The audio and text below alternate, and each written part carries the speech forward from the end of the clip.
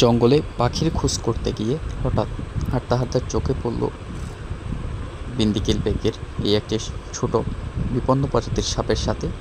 একদম পায়ের খুব কাছাকাছি ছিল এই সাপটি। প্রথমে বুঝতে পারিনি এখানে যে একটি সাপ বসে আছে, মনে হলো শুকনা কোনো কাঠের অংশ।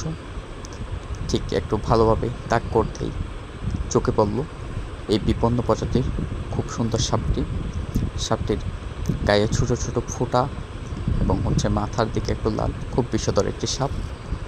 সাধারণত খুব কমই দেখা মেলে, ঝোপঝাড় এবং অন্ধকারে থাকতে খুব পছন্দ করে।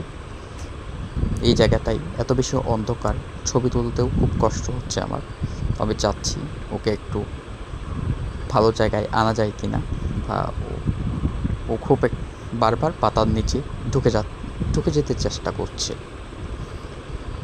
তো ওকে একটু চেষ্টা করতেছি ভালো জায়গায় আনতে, কিন্তু মনে হচ্ছে না ও ভালো জায়গায় আসবে। দু একটি ছবি তুলছি এর মধ্যে স্টাডি করার মতো, কিন্তু জায়গাটা খুব অন্ধকার এবং ঝোপঝাড় বেশি, খুব বেশি অবস্ট্রাকল। একদম ঝোপের মধ্যে, পাতার মধ্যে সে দৌড়াদৌড়ি করছে। সে কোনো প্রকারই ভালো জায়গায় আসতে চাচ্ছে না। হয়তো এটাই তার বাসস্থান, সে এমন জায়গায় ও থাকতে পছন্দ করে। খুব বিষধর একটি সাপ, যদিও বা বলে রাখছি। বেশ লাজুক প্রকৃতির, আমাদের দেখে ঠিক ছোটাছুটি করছে।